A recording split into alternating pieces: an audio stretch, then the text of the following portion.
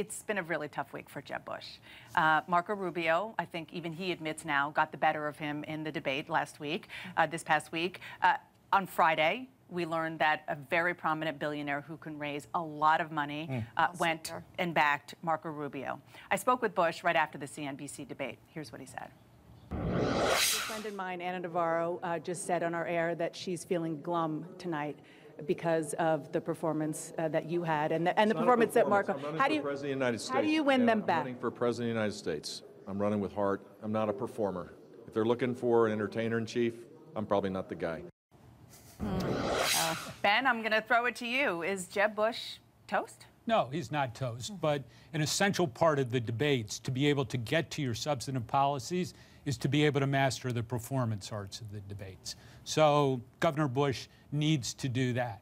Aside from that, there's another debate on November 10th, or at least one scheduled, and he'll have a chance to do it again. So we ought not get too wrapped up in precisely what happens here.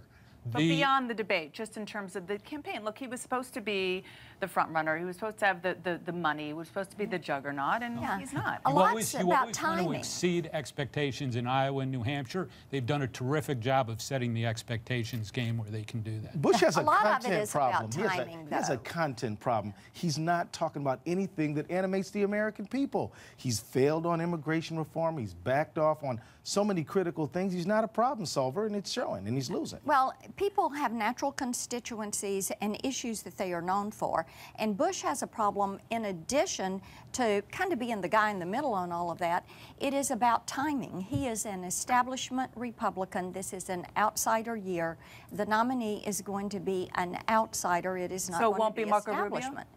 I don't think Marco is considered an establishment sort of guy. I think he's come here and he's fought through the Senate. Ted Cruz has fought through the Senate. Carson and Trump are outsiders. Republican who came in 2010. Well, he came in on the Tea Party wave, but I think that was... They're big idea guys, and that's what the American people want, big ideas. He was appealing to that right-wing base.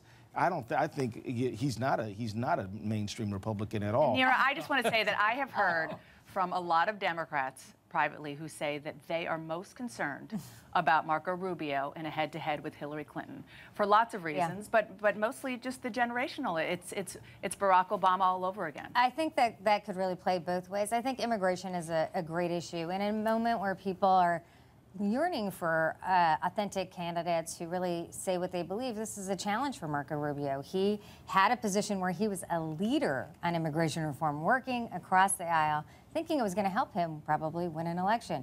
But then the Republican base moved very far right, and he took the 180-degree position from where he was. So I think that's a real challenge for him. And I think Republican voters may be concerned about that level of inauthenticity at a time when I think he's very Mrs. Clinton authentic. has taken her detour from where she was. People like authenticity.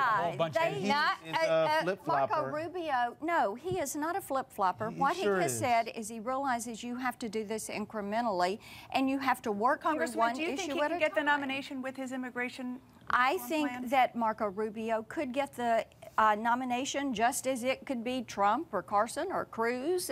Despite his position on immigration. Because he has said, look, you need to do this in a thoughtful way, and you need to come. He's where the House has been for 10 years. He might secure the border I'm going to ask you work guys through these issues.